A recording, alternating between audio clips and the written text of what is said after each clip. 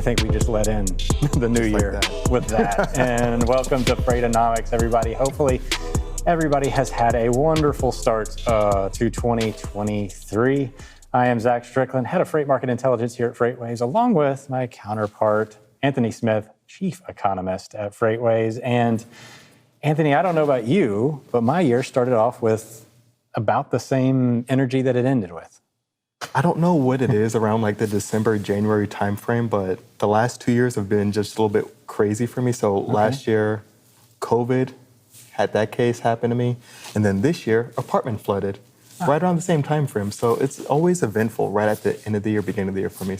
But we're doing good. Yeah, no, and it's obviously the end of year, beginning of year transition for companies tends to be a little bit of a lull. You kind of have all this flurry of activity at the end of the year, and not necessarily in aggregate where it shows up as like, oh, we've had tons of volume, but like there's a lot of frenzied activity. Yeah. You're trying to close the books, trying to get that fiscal year revenue as deep as you can get it to finish out the year, and then you just kind of take a deep breath. And that's sort of what the economy feels like it's doing in general right now. Oh, 100%. I mean, especially when I think you hit the nail right on the head when we're especially looking at manufacturing. So when you look at the ISM, I don't want to get ahead of myself to the econ segment here, but the ISM PMI, I'll talk about this a little bit later on, but it fell for the second consecutive month here.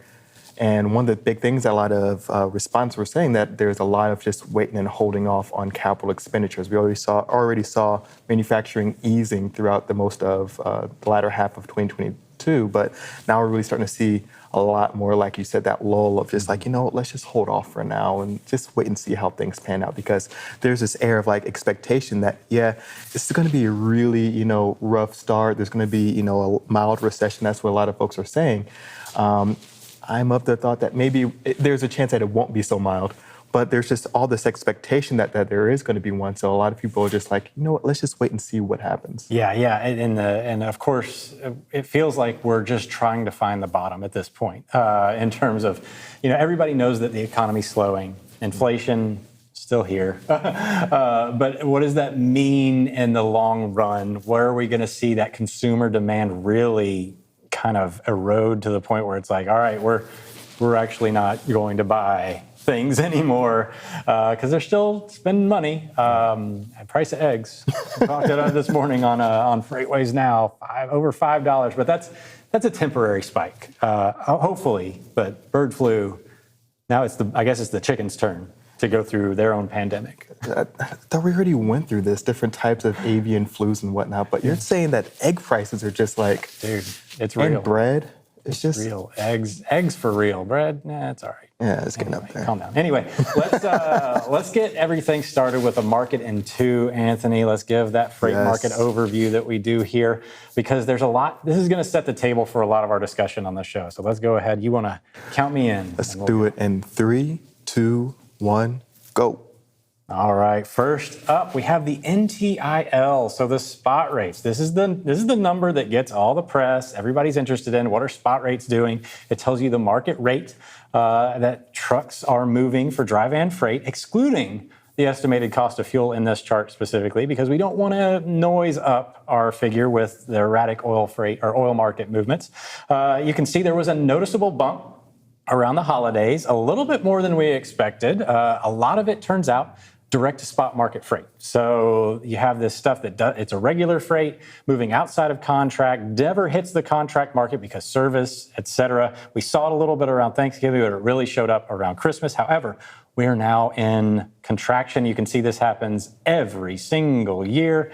It goes up around Christmas and then it comes back down because capacity erodes. Let's go to the next chart and look at OTRI. So OTRI, outbound tender rejection index, looks a lot different than that NTIL.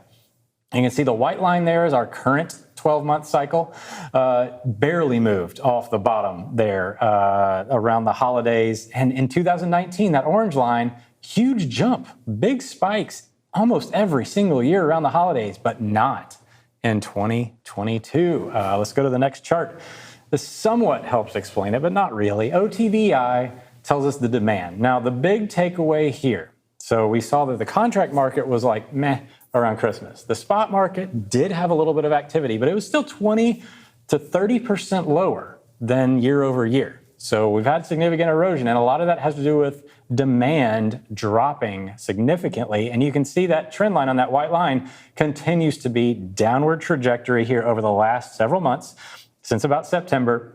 And a big takeaway here, though, if you can see on the far right, is that we're actually above 2019 still, and it looks like we might have found a little bit of stabilization. Boom. So, Zach, I mean, we're talking, of course, it's what we have to talk about at the beginning of the year. It's just, okay, how is the year ending up? What are your year-over-year results looking like? But there's been a lot of comparison, of course, throughout this past few months to 2019. What are you seeing right now that is just like, if you say from your perspective, like, hey, this rhymes, or this is the same thing, or in a comparison of just the whole scenario? Like, I'm going to be honest, that we looked like we were just going to fall right through 2019, looking at OTVI there. And I was really shocked today to wake up and see that OTVI figure really about on par with mid-December. We normally see some recovery coming out of that trough. You see those troughs there at the end of the year.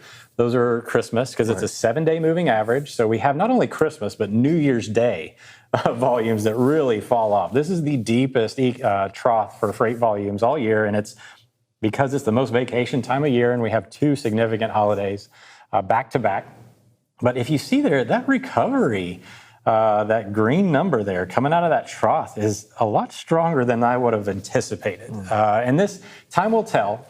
This is not anything that I'm going to draw like, oh, wait, maybe we found the floor at the beginning of the year. But everything is something, right, but something isn't everything. So I'm going to wait and see with this one, because that OTVI value being that far above 2019 at this point is very shocking, because that tells me that shippers came out into the new year moving goods. Like, they're still moving freight. You get on the interstate, there's still plenty of trucks. Yeah, I mean, I know earlier I mentioned about manufacturing really starting to slow down, and new orders, the component, is also slowing down. Even though it is in contraction, doesn't mean for backlogs and stuff like that.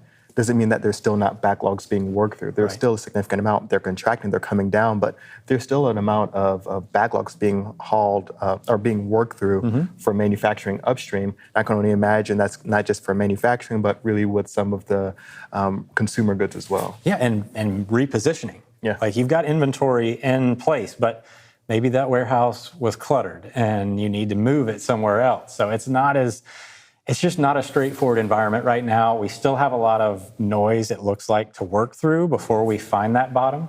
And we've got some good stories around this. I feel like, I picked out a lot of news articles that were really informative, not necessarily like breaking news this week, because I found there were some good articles. If we go into the Newsonomics section here, these were more about here's some knowledge for your life. Yeah. If you remember that John Tesh, you probably don't. I don't know who that is. I'm a little old. But there was an old radio show that basically it was like random facts. And it was the easy listening station, which I didn't like that. But every now and again, as you're scrolling through the radio dial, back in the day when you did that.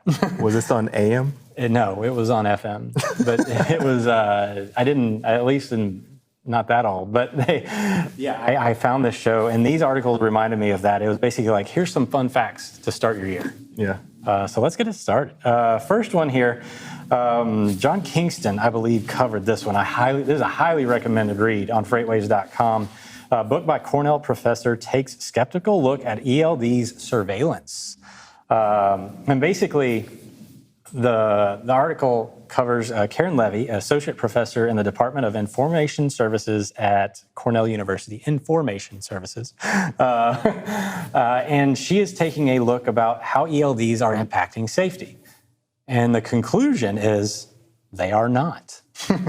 And this goes back to kind of an overriding theme you and I have in our discussions, is that regulations sometimes don't solve the problem they're put in place to solve. 100%. And before I jump into this one, real quick, if you see me looking down, just like last year, only being a little bit rude, we're live on LinkedIn right now at the time of this recording. It's Tuesday at 2 something Eastern Standard Time. A little different. A little different, might not be permanent. We'll see how it works and flows here. But if you want to join in on the conversation, especially with this topic, you can jump in on the chat and be a part of the show. But Zach, when we're talking about this, it's like you said, does the policy actually do anything? And in this Now, frame. yeah, and of course, we've got to get real for a second. ELDs are marketed as a safety tool. Yeah. But the real underlying use case for these is really a lot about just this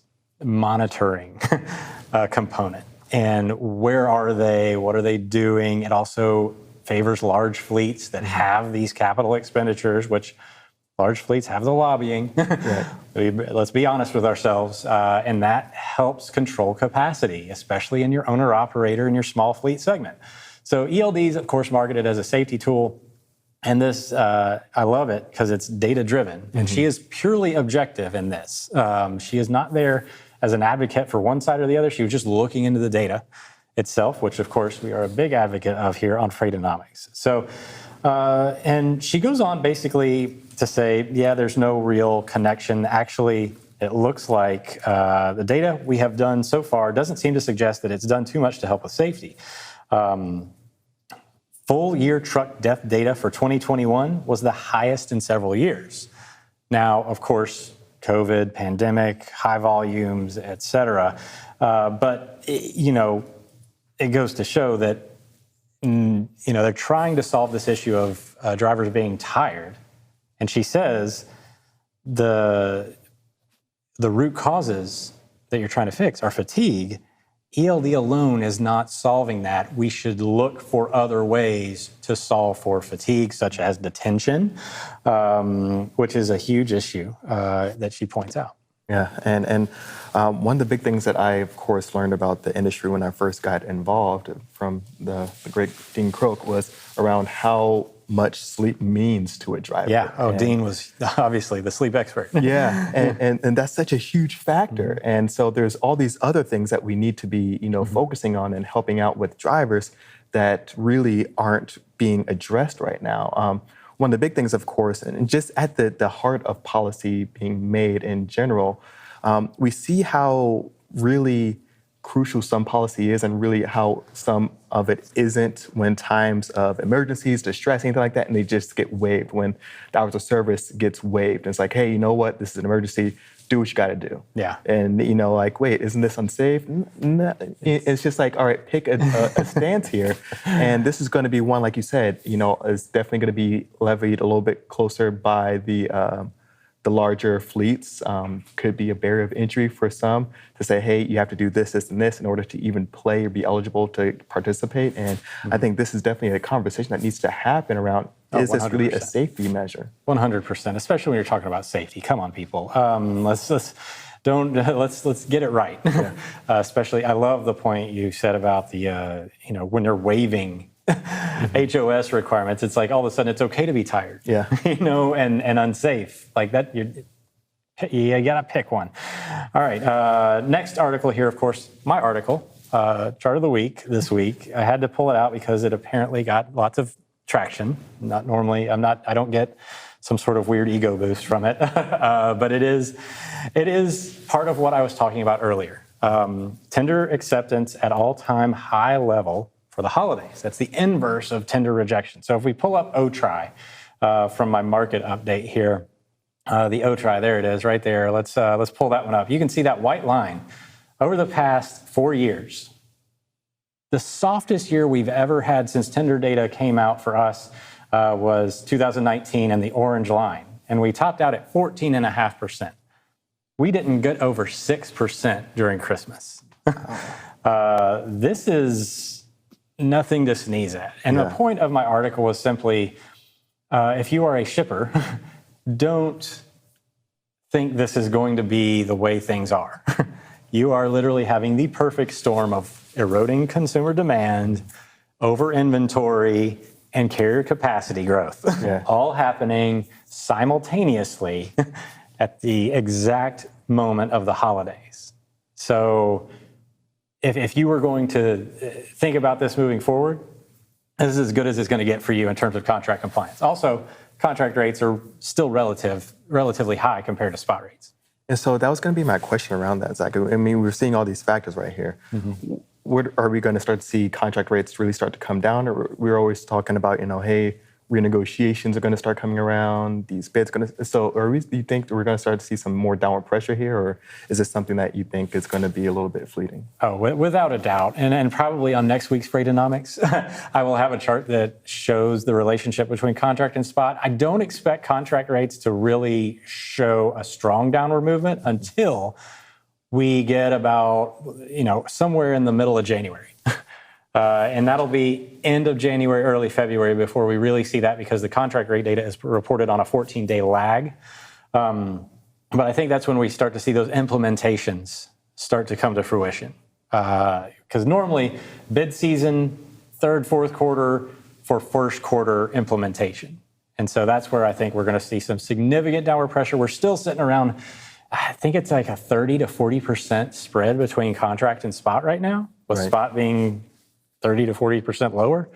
And it can't persist. Yeah, and it's strange because right now we're looking at what can't keep going on, what's not going to be a trend that's really long lasting, and also recent movements, how sustainable are they? So we're seeing some of the upward movement as we see in volumes really starting to kind of pick up ever so slightly. Is it sustainable? We're also starting to see some, downward movements other places. Is this going to be something that's going to be telling of like, hey, this is going to come to an end here? The other big article that you have out here is, of course, from our very own Todd Maiden around how changes in supply chain finance disclosure could impact shippers. Now, this is a little off track of what we were discussing here with the overall freight market, but I think this is an extremely, I don't want to spend a ton of time on it here, but I think it's extremely valuable for those involved in factoring and the financial side of the freight.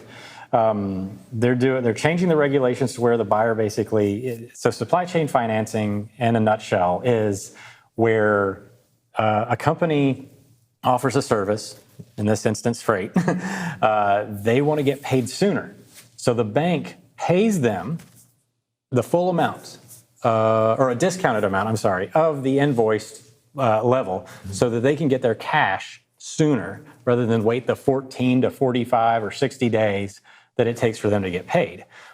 So they get their money sooner, but at a discount. Then at some point in time in the future, the person that got the company that got the service pays the bank the full amount, and the bank makes money off of that. And in accounting practice, they don't have to report this. It just looks like accounts receivable, accounts payable. That's it. Now they're saying that they're going to have to show how much of that financed is in play, because it's a cash flow play for companies that are in there. And that's the fact that interest rates are going up. It's making that spread a lot wider. So now that discount becomes a lot greater, which means you're going to see these companies in the long run have potential cash flow issues that are using this mechanism. They've gotten addicted to a 1%, or a small interest rate, which probably was around a 4 to 5% discount at some point. That's expanding, and they can't potentially. That's going to cost a lot more money here already in the last 8 months. And so, is this going to be? This is definitely something that's more prevalent with larger operations, or does this really hit medium and small as well? It's more detrimental to the smaller operations because they need cash to finance their operations. So the large, yes, they do it, but the smaller operations, they don't have the cash to operate, need this type of functionality, especially when you're talking about fuel prices. Yeah, we've talked about it a lot. Fuel is expensive, and if fuel prices go up quickly, you're waiting 30 days to get paid. you may not be able to afford to drive your truck to the next stop. Right. So this is going to squeeze out more carriers faster. This is just one of those unforeseen things that I wanted to call out. But definitely read that article by Todd Maiden. How changes in supply chain finance disclosure could impact shippers, but it impacts carriers as well. So real quick, Greg Miller writes an article, Coast is almost clear as port congestion fades even further. Just the numbers in this article alone are worth your time. Just go in there and see how quickly the waits, the ships in queue have diminished from the ports of Los Angeles, Long Beach now, which I think has not really been that big of an issue of late, but Savannah, New York, New Jersey basically have no queues anymore. So everything that's coming in is an operational distraction. At this point, rates going to East and West Coast all the way back. And this includes oil, oil prices being up significantly all the way back to where they were before the pandemic.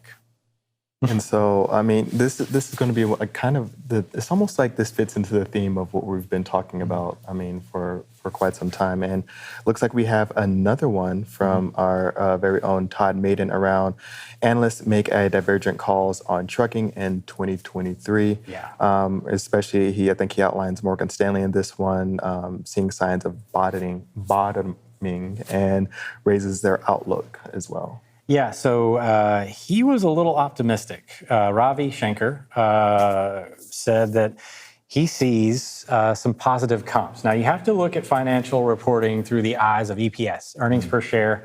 As the market devalues the stock, that elevates the earnings per share potentially. The market kind of changes their outlook. So when they're looking into the future, they're looking at the stock price. As well as, some year-over-year comp values, because their horizons are about deltas and changes, not necessarily absolute values. He turns optimistic in the second half because of inventory. We talked about this earlier. Inventories look like they're bottoming. A few of his indexes that he points to in this article have turned yellow instead of red. But he did go on at the end of the article to point out that the macroeconomic situation could potentially push that timeline out further if consumer demand erodes further. Yeah, and I think the interesting thing with inventories is, of course, we want to draw that down, get a little bit more space in warehouses, get more functional with it. But then I start thinking about at a global level and all these kind of like really macro things. So like, of course, with China reopening, what kind of demand is going to come out of China from their consumers? They've been, in lockdown for so long. Are they going to have a heightened amount of consumer demand once they're able to kind of really get up and running? Is that going to be a thing? Now that we start to see demand start to ease and, inventory start to come down, do we go too far where now inventories are too low and say, hey, you know what, we're going to hold off. We don't want to have a repeat. And this is kind of from that segment we had with Bill Priestley earlier this morning. What kind of potential overcorrection could there be? And so it's good to see that these inventory levels are coming down back to, earth here. But also, are we going to be a little bit too hesitant to rebuilding inventories or really kind of get back to that just-in-time time frame here? Yeah, and then, of course, the other analyst in here, Bascome Majors, goes from positive sentiment to neutral. He's basically said he's going to sit on the sidelines now. He says a hard-to-stomach first half 23 fundamental cocktail of a lingering volume air pocket, a rollover in contract pricing, and incremental year-over-year pressure from equipment gains, basically negative year-over-year comps. And that's kind of the point, is like we always have to decide our perspective here. They're looking at it from a pure 12-month cycle. Their time horizons are investment-oriented, hedge fund manager-centric. So, yes, first half fundamentals look absolutely dreadful. Yeah. You're talking about demand that's already eroded. No reason to think that things are going to be stimulated in the first quarter, right? Right. Yeah, I mean, especially looking at the consumer side, big thing that always has been propping up any kind of overall demand was consumer. They had stimulus packages, increased wages, then inflation started to kick in quite a bit, and it's still here.